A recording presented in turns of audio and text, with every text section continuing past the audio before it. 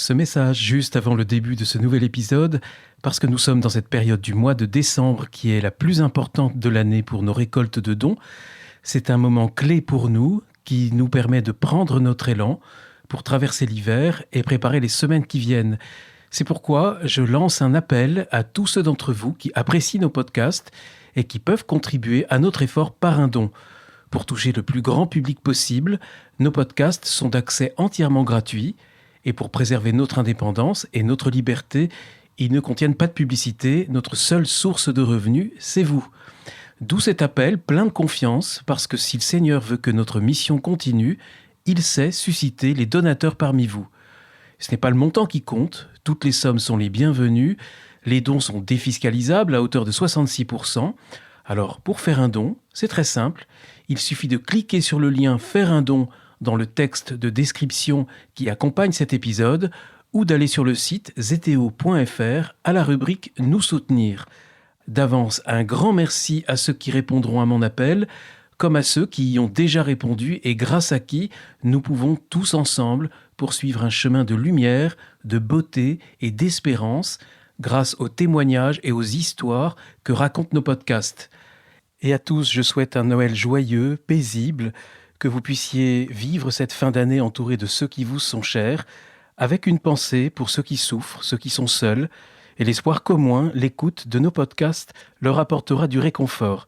Alors à bientôt, et à tout de suite pour un nouveau Dieu, d'une personne qui s'est engagée avec passion à suivre le Christ, une personne qui apporte un message, qui répond à ceux qui traversent les épreuves, ceux qui souffrent, ceux qui doutent de Dieu ou du vide, ceux qui cherchent la vérité, la sagesse et l'amour, dans les religions et les sagesses. Bref, c'est chacun d'entre nous, chrétien ou athée, ou d'une autre religion, qui ignorons si souvent que l'amour absolu et divin existe, qu'il est très proche, qu'il est incarné en la personne du Christ, celui qui est à la fois Dieu et homme, celui qui est au cœur de notre cœur, qui nous connaît mieux que nous-mêmes et qui nous attend tout le temps.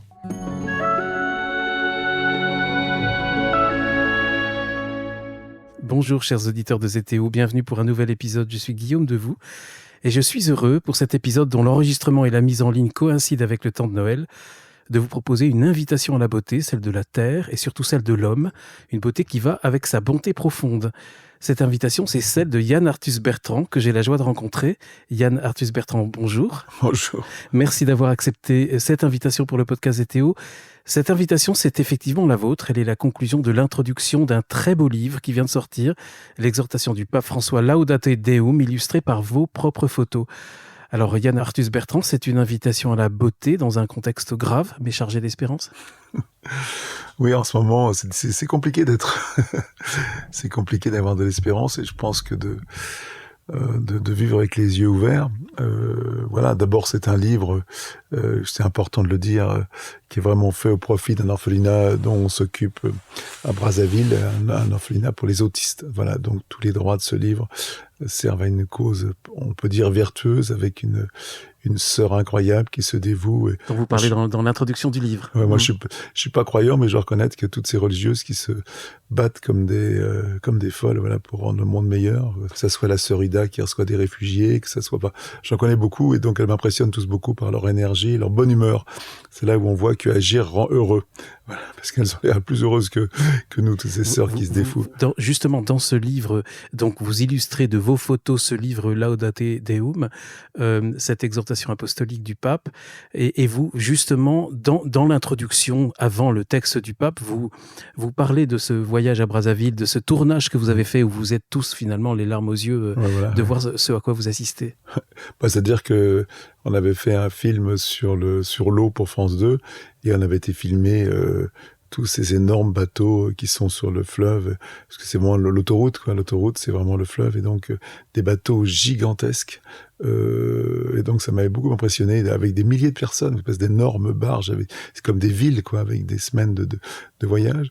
Et le dernier jour, en partant, on avait été visiter cet orphelinat, petite maison, 50 enfants, et je me souviens très bien d'une une femme qui avait la poliomyélite, qui marchait sur les genoux avec des roulettes, quoi, avec un petit plateau avec des roulettes. Elle marchait avec les mains et elle amenait son bébé à l'orphelinat qu'elle pouvait pas s'occuper. J'étais tellement ému, je me disais pas, comment il y a des gens qui peuvent vivre cette vie-là, quoi. Et voilà, elle laissait le bébé, je la voyais repartir sur la route et voilà, je me suis dit, on va peut-être essayer d'aider cette école. On a fait un film pour France 2, pour regarder sur YouTube, qui toujours s'appelle Retour à l'essentiel, avec Marie-Thérèse. C'était le film de France 2 qui a fait le plus gros score de l'année et qui a été redemandé en rediffusion. Voilà, donc on s'occupait de l'orphelinat. Et maintenant, quand les gosses sortent de l'orphelinat, ils n'ont pas le droit d'y revenir après 18 ans. Donc on a monté avec une autre sœur qui s'occupe d'autistes, une espèce de maison où les enfants peuvent finir leurs études. Sinon, les filles sortent à 18 ans, elles tombent enceintes, elles continuent pas leurs études. Donc on les aide à finir leurs études et avoir un endroit où elles peuvent habiter, elles sont en sécurité pour pouvoir continuer leur vie. Voilà, donc voilà. Mais moi je fais pas grand-chose là-dedans. On sait trouver les financements, c'est déjà pas mal, mais je fais rien par rapport à la sœur Ida qui est sur place. Et produire le film. Et cette audience sur France 2, c'est quand même le signe qu'il y a une immense soif de bonté. Ça marche toujours. Dès que tu parles d'amour, ça fonctionne. On est tous à la recherche dans ce monde un peu compliqué. Dès qu'on arrive à bien montrer l'amour, l'empathie, la tendresse, la bienveillance d'une façon vrai, c'est important, ça fonctionne, quoi. Alors, Yann Arthus Bertrand, vous aviez déjà illustré une autre encyclique du pape, on se doute bien que c'est Laudato Si. Vous, dans cette introduction pour Laudate Deum, vous racontez un petit peu les circonstances de votre rencontre avec lui. Avec le pape, c'est un peu long, mais on va y aller. Rapidement. En gros, d'abord, on a l'idée avec Pierre Chausse, qui est l'éditeur du livre, et qui travaille dans un fonds de dotation pour les petites sœurs des pauvres, dans l'avion en rentrant de Brazzaville. Et on cherchait des moyens de financer. Donc je dis on va faire le livre. C'est une très bonne idée. Alors on appelle le Vatican. On est un peu compliqué pour que le pape, du moins les services du pape acceptent que les droits d'auteur du pape soient aussi reversés pour l'orphelinat. C'est un peu compliqué, mais bon, ça se fait. Après, un jour, je reçois un petit mot comme quoi le pape veut me rencontrer. Je dis, bon, d'accord, alors on y va, très content. Mais il m'a rencontré avec 500 autres personnes. Donc on était je me souviens toujours dans une pièce, en chantant des cantiques, en attendant que le pape arrive. On était 300, je pense. Vous vous sentiez pas tout à fait chez vous? Non, mais il y avait un côté je suis journaliste, donc moi je prends tout avec intérêt. Ça me nourrit tout ça, quoi.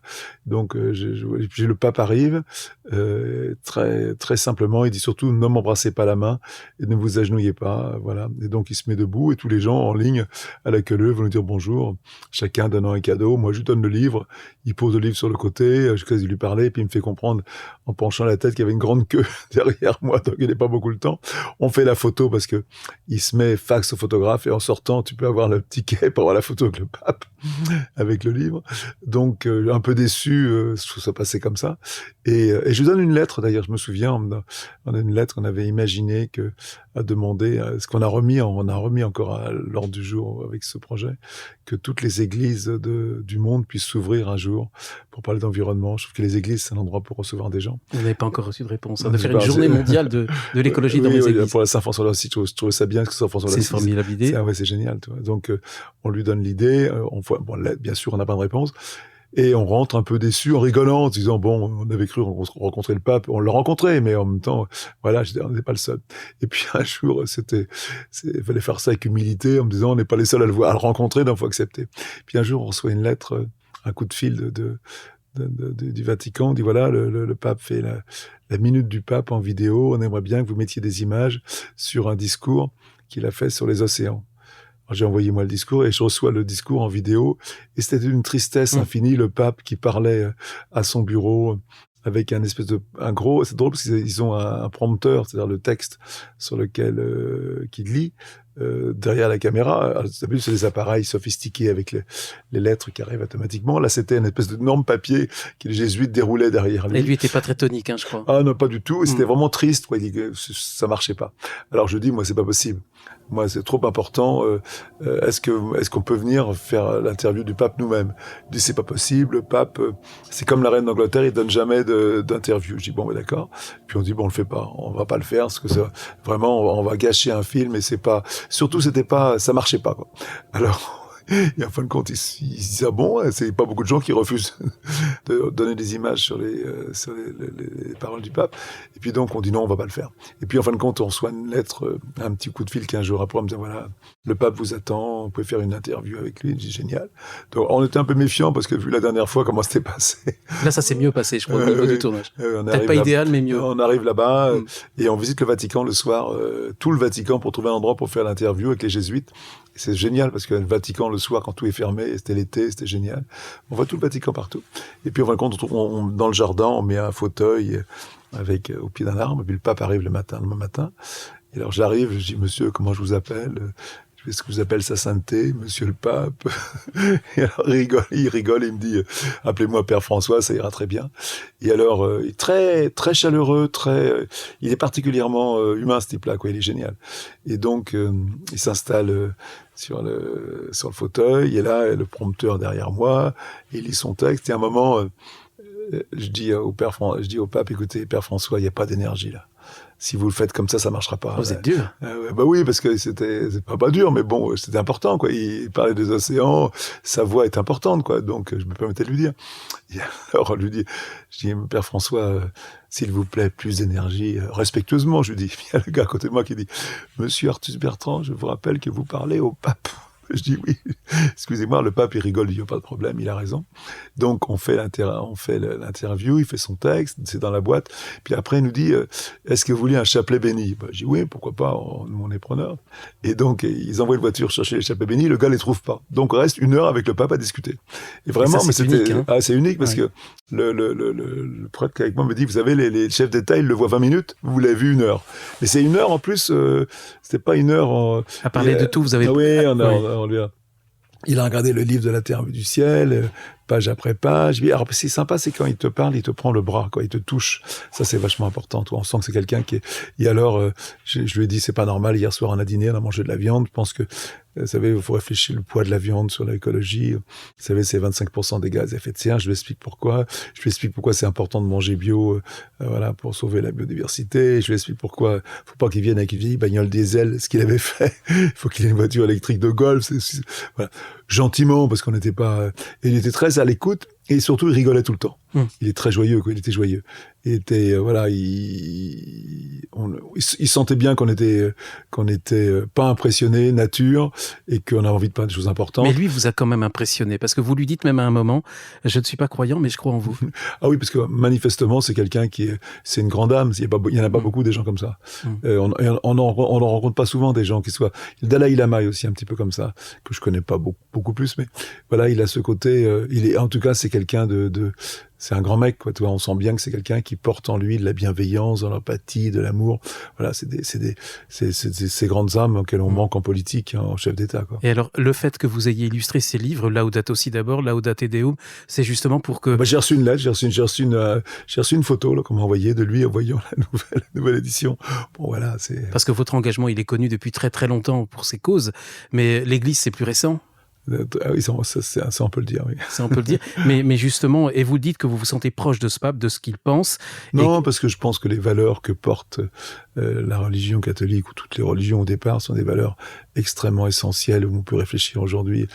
On parle de spiritualité, là, de toute façon, comment dépasser ces chiffres du GIEC, ces chiffres sur la COP de Dubaï. Qui annonce plus ou moins la fin du monde, là. Ouais, voilà, parce qu'on faut quand même pas oublier qu'avant, on parlait de la fin du monde dans la Bible et qu'aujourd'hui, on parle de la fin du monde dans le rapport du GIEC, quoi. On parle de la 6e extinction et des milliers de scientifiques. C'est pas, voilà, c'est impressionnant, cette indifférence, cette incapacité qu'on a à réagir. Et cette COP28, donc, qui s'achève aujourd'hui, le jour où nous enregistrons, qu'est-ce que vous en pensez? Parce qu'on commence déjà à savoir quelles en sont les conclusions. J'ai été ambassadeur des Nations Unies de bonne volonté. J'ai été à pas mal de COP comme invité ou même comme père. J'ai fait quelques petites interventions. Les Nations Unies, c'est une grosse réunion de copropriétaires. Donc personne n'a le pouvoir, tout le monde veut rentrer chez lui en disant j'ai fait ci, j'ai fait ça, mais en fin de compte, très très peu de pays respectent les accords et il n'y a pas de sanctions, donc ça ne peut pas fonctionner. Il faut savoir qu'on vit tous de la croissance. C'est la croissance qui paye les routes, qui paye les hôpitaux, qui paye les écoles. Et donc, il ne peut pas avoir de croissance sans énergie fossile.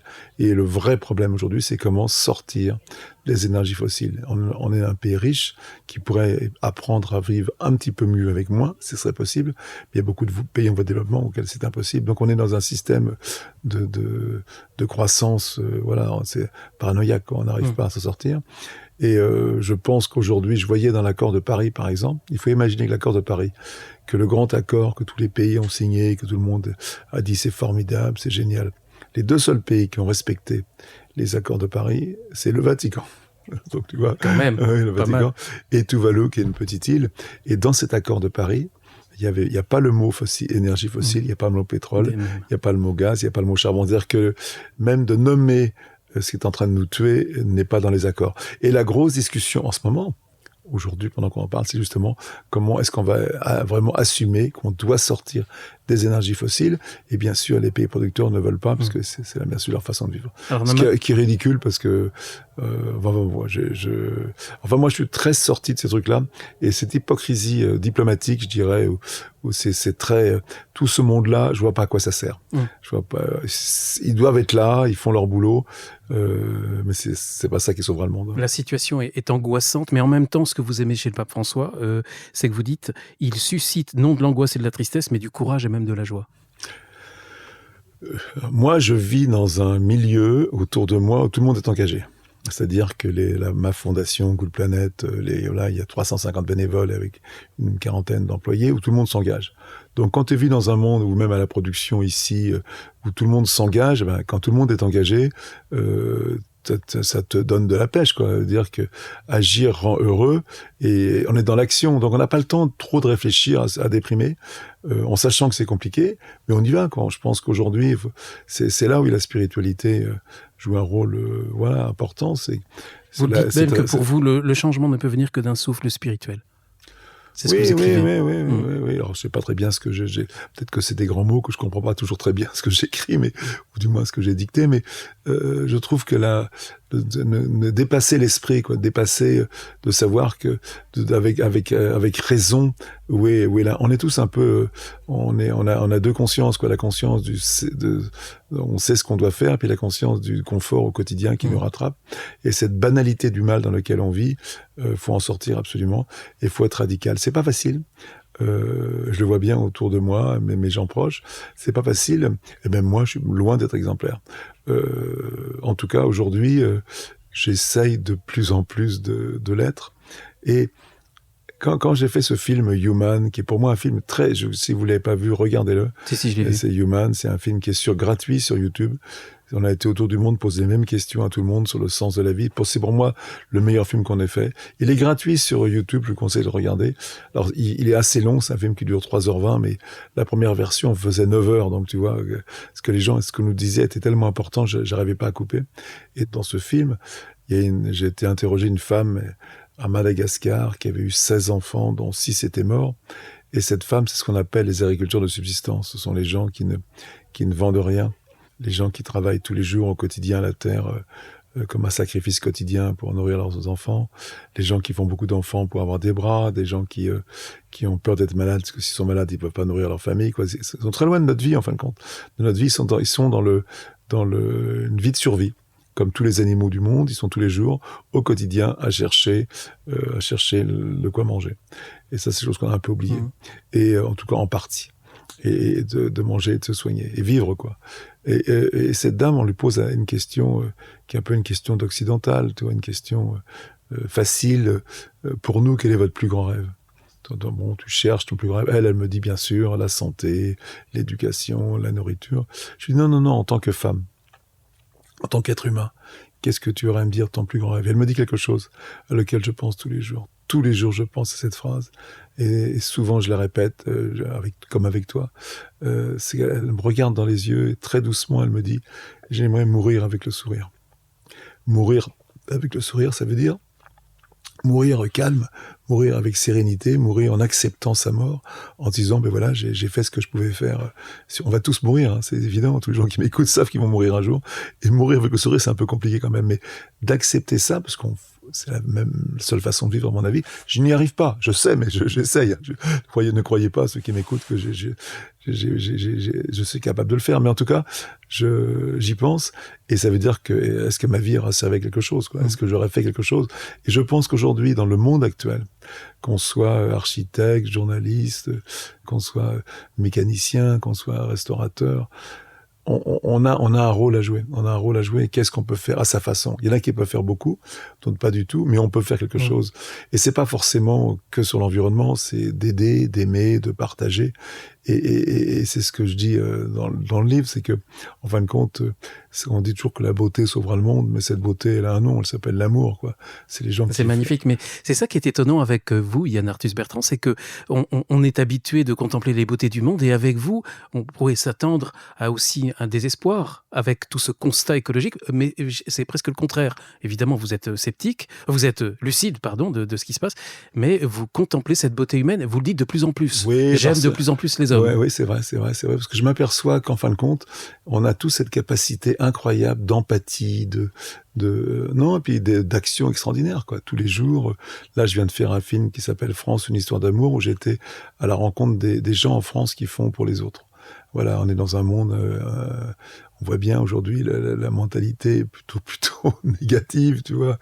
La politique, c'est toujours la faute des autres, on n'est pas heureux. Et en même temps, tu rencontres des gens qui, avec le sourire, s'engagent, qui passent pas à la radio, qui passent pas à la télé, qui sont des bénévoles et qui font pour les autres. Et moi, ces gens-là, ils me filent la pêche. Je me dis, avec des gens comme ça, on va arriver à sauver le monde. On y arrivera. Et puis même si on n'y arrive pas, c'est pas grave, on aura essayé et on aura fait notre part, voilà. Juste pour revenir à une citation, Yann Arthus Bertrand, que vous avez mise en exergue dans ce livre, enfin je pense que c'est l'éditeur ou c'est vous, c'est le pape François qui dit « L'attention que nous portons les uns aux autres et l'attention que nous portons à la Terre sont intimement liées ». Et moi je me posais la question, on a le sentiment que l'aggravation des conflits et de l'état de la Terre arrive en même temps que les conflits humains. On a l'impression que c'est lié. Oui, c'est vrai. Ben, on vit dans un monde compliqué et difficile, hein. Le changement climatique, la guerre en Syrie. Parce que ce qu'on vit en ce moment avec tous les dangers viennent de partout. Oui, mais en même temps, ça a toujours fait partie de l'histoire de l'humanité, ces guerres-là, donc faut les accepter. Nous, on est comme une génération de gens qui n'avons pas vécu la guerre. Ça n'existe pas. Moi, j'ai 77 ans. Je pense pas qu'il y ait de génération avant moi qui ait jamais vécu la guerre. Ça n'existe pas. Donc, on est complètement étonné et protégé de ça. Je suis pas sûr qu'on puisse le dire de ceux qui arrivent après nous. Je sais pas. J'espère que si. J'espère que si. Moi, faut quand même pas oublier que on est quand même dans un pays, la France, qui est le 3e vendeur d'armes au monde. Hein, voilà, donc on n'est pas étranger à tout ça, hein, puisqu'une grande partie et notre pays, le premier client, c'est l'Arabie Saoudite, un pays qui est si exemplaire en démocratie et en droits des femmes. Donc voilà, on peut pas. Voilà, et aujourd'hui, quand il y a la guerre au Yémen, on bombarde le Yémen avec des missiles français. Et on sait que dans les guerres d'aujourd'hui, c'est 80% de civils qui sont tués, dans beaucoup de femmes et d'enfants. Donc voilà, très vite. Mais c'est pas ça ce que je veux dire, c'est que l'écologie, c'est aimer la vie, quoi, passionnément. Et aimer la vie passionnément, c'est aimer autant les gens que la nature, quoi. Il n'y a pas d'un côté la nature et d'autre côté l'homme. L'homme fait partie intégralement de la nature. C'est pas facile, mais je pense que cet amour profond que je développe, ou j'essaye de développer de plus en plus en moi pour la vie, ça nous permet aussi de mieux vivre, hein. D'accepter, c'est Spinoza, quoi. Ça, c'est essayer d'accepter la vie telle qu'elle est au quotidien, quoi. Voilà. Et je suis en train de faire un film d'ailleurs là-dessus, sur l'état de la planète. Et je m'inspire beaucoup des philosophes. Je te parle de Spinoza parce que je découvre Spinoza, moi, toi. Mes auditeurs sont habitués qu'on parle de Spinoza, donc ils sont pas complètement perdus. Mais moi, j'étais perdu là-dedans parce que moi aussi. Et il est donc difficile. voilà, donc je rencontre Frédéric Lenoir le mois prochain. On travaille beaucoup. Le spécialiste de Spinoza. Voilà, Aurélien Barraud, qui est un scientifique formidable. On essaye de mélanger un peu les scientifiques avec la philosophie et des grandes paroles sur un film. Parce que ça sert à rien de raconter l'histoire des catastrophes, des incendies. En parlant des incendies, d'ailleurs, aujourd'hui, il y avait un papier qui vient de sortir dans Copernicus, qui est une association qui divulgue des informations de la NASA, qui compile tout ça. 23% des gaz à effet de serre de l'année dernière sont les incendies au Canada. 23%, seulement les incendies du Canada. C'est un quart des émissions du gaz à effet de serre du monde. T'imagines ça? Voilà, on est dans un monde complètement... On a de plus en plus d'incendies. Il y a beaucoup d'incendies parce qu'en plus, c'est de la tourbe. C'est de la tourbe qui est sur du permafrost. Et cette tourbe, il y a des braises qui restent à l'intérieur et dès que ça chauffe, ça reprend en feu tout seul. Donc c'est même pas les incendies dus à l'homme, c'est souvent des incendies qui sont endormis, quoi, qui attendent de se réveiller avec la chaleur. On essaye de revenir à une note positive si vous le voulez bien, parce que justement on en a parlé, cette dimension de plus en plus humaine, vous faites de plus en plus de portraits, vous le dites dans votre œuvre, et puis ce qui vous intéresse c'est d'avoir des hommes et des femmes de tous les horizons, de toutes les conditions, et de voir qu'en fait on se ressemble tous beaucoup. Oui, mais... Je ne vais pas vous raconter ma vie, mais je suis très impliqué dans pas mal d'associations qui accueillent des émigrés et je parle beaucoup et j'aime et j'apprends beaucoup avec eux et ils me font pas peur du tout. Mais ça, tu sais, je fais beaucoup moins qu'un simple bénévole des Restos du Cœur. Il y a des gens qui font beaucoup plus que moi, qui simplement le font au quotidien. Moi, il se trouve que depuis une quinzaine d'années, ça commence à me titiller, je m'engage beaucoup. Mais j'étais pas comme ça avant, c'est vraiment quelque chose qui est venu tardivement et que je pense que ça me permet non pas de vieillir, mais de grandir. Voilà. C'est important. Il y a des très beaux portraits dans votre introduction. Je pense notamment à Samuel à Kinshasa. En un mot, vous voulez... il est génial ce gosse. Ce gosse, c'est un gosse qu'on appelle les enfants sorciers. C'est les enfants qui sont mis dans la rue par les familles parce qu'ils donnent le malheur dans la famille. Et donc, c'est un gosse qu'on fait une interview. Le gosse, il a 15 ans ou 14 ans. Et il dit « Dieu a forcément une mission pour moi. » Et c'est à moi de la trouver. C'est génial, quoi. Ce gosse qui est, voilà, il a une veste complètement déchirée, il vit avec des haillons, voilà. Il est en 4e de couverture. Voilà, c'est lui qu'on regarde. Et dans le film Human, il finit le film Human, parce que j'adore ce gosse, qui est capable, avec tant de lucidité, d'intelligence, Dieu a forcément une mission pour moi. Ça veut dire qu'on a tous, que ce soit Dieu ou on croit en Dieu ou pas, on a tous une mission sur Terre, et c'est à nous de la trouver. Et c'est pas prétentieux, c'est pas ridicule de se dire qu'est-ce que je vais faire de ma vie, quel sens je vais donner à ma vie. Les gens ont l'impression que ça les dépasse. Non, ça nous dépasse pas du tout. C'est à la portée de tout le monde. Il y a des gens pour qui c'est plus compliqué que d'autres, mais on a tous. Voilà, je pense qu'une infirmière qui travaille à l'hôpital, elle a bien compris quelle était sa mission. Voilà, je pense qu'on a tous autour de nous des gens qui le font au quotidien et essayons de les imiter un petit peu si on peut. En réfléchissant sur Samuel dans votre texte, vous dites en fait ce que j'admire le plus, ce sont ceux qui cultivent l'esprit de foi, d'espérance, de charité. Là, on est vraiment dans le christianisme. Oui, mais moi, je dis maintenant, je parle de la foi. Moi, j'ai la foi en l'homme et la foi qu'on peut peut-être y arriver. C'est si j'avais mon petit-fils qui avait un cancer, une tumeur au cerveau, et qui avait seulement 5% de chance de le sauver, eh ben j'aurais la foi dans ces 5%. Profondément et de tout. Ouais. C'est là où je suis quelqu'un d'optimiste profondément, parce que tant qu'on est en vie, on a le devoir d'être optimiste. Et en même temps, votre petit-fils, vous vous posez une question dans le texte, c'est très touchant, en disant je me pose la question, est-ce que je l'aime assez ? Et quelle promesse je lui fais ? Oui, dans mes conférences, je montre une photo de mon petit-fils dans mes bras, et qui est il est en confiance, un petit gosse d'1 an et demi, toi, qui est dans tes bras, ou 1 an, il est là, il est bien, il est dans les bras de quelqu'un qui l'aime et il se sent en confiance, quoi. Mais est-ce qu'il mérite la confiance qu'il me donne, quoi? Est-ce que je mérite cette confiance? Voilà, est-ce que je l'aime? Est-ce que j'aime assez la vie pour lui préparer l'avenir que je lui prépare? Certainement pas. Et je pense que c'est une question qu'on peut tous se poser, parce que je le dis souvent, manifester pour le climat, c'est pas manifester pour le climat, c'est manifester pour la vie. Bien sûr. C'est manifester pour les gens qu'on aime, quoi. Tout simplement, c'est manifester pour la vie. Et ça, on a un peu oublié que c'est pas le climat, c'est pas, c'est les gens qu'on aime. C'est manifester pour les gens qui vont souffrir de nos actions. Et moi, qui ai 77 ans, qui fait partie de cette génération qui est responsable de ce qui se passe, que devant un gosse de 20 ans aujourd'hui, et le gosse de 20 ans, il a rien fait dans sa vie. C'est nous, notre façon de vivre, qui est responsable. On n'est pas coupable, mais on est responsable. Je pense que notre devoir, c'est d'essayer de les aider au maximum, d'essayer de comprendre leur angoisse et d'être à côté. Et malheureusement, Je pense que ma génération, là, des gens, les retraités, des gens qui ont du mal à vivre, à joindre les deux bouts, qui sont un peu prisonniers du quotidien, on n'est pas assez ouvert à cette anxiété des jeunes. Voilà, j'ai toujours l'impression qu'il y a une espèce d'indifférence totale en disant bon, on va bientôt mourir. Non, au contraire, si on va bientôt mourir, faut se dépêcher. C'est le moment de faire quelque chose. Faut y aller tout de suite, quoi. Et faire quelque chose. Le temps nous est compté malheureusement, mais c'est ce livre, cette invitation qui me touche vraiment beaucoup. Vous dites, moi j'espère que en regardant les photos, vous verrez mieux la beauté de la terre, de l'homme, sa bonté profonde, cette force qui peut tout changer. C'est à toi de l'imaginer. Je pense qu'on a toute la capacité. Même on la voit là. Hein. Oui, mais c'est très subjectif, ça. Qu'est-ce que c'est que la beauté? Voilà, on en parlé tout à l'heure.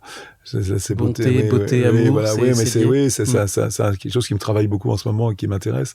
Mais c'est aussi la manière de vivre au quotidien, quoi. Est-ce qu'on est plus ça va? Alors peut-être que j'ai de la chance. Plus ça va, alors que tu vois, t'arrives à un âge où t'as des maladies, t'as les gens autour de toi qui vont pas bien.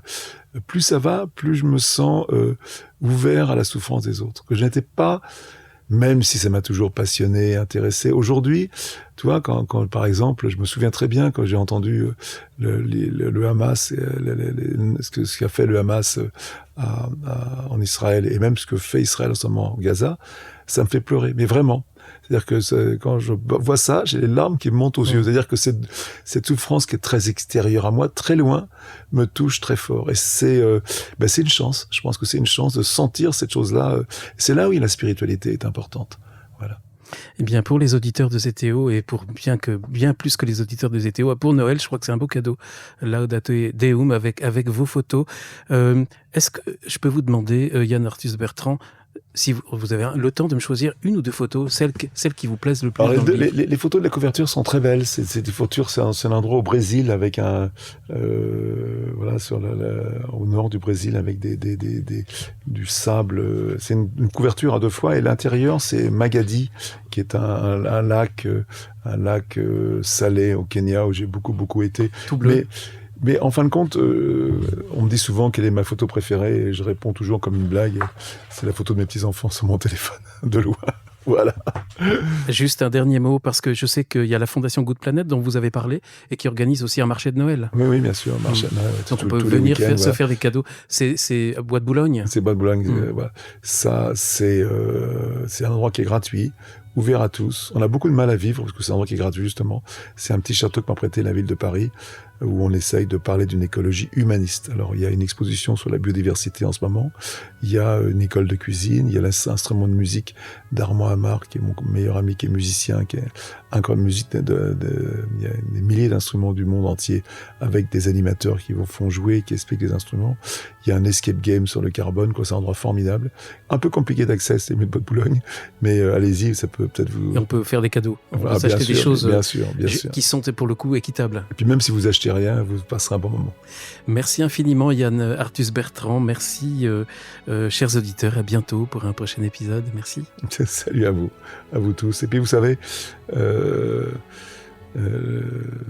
envie de vous dire que je vous aime tous, tout simplement parce que l'amour est là, quoi. Mais je crois qu'il y a beaucoup d'auditeurs qui vous aiment aussi. C'est gentil. Merci.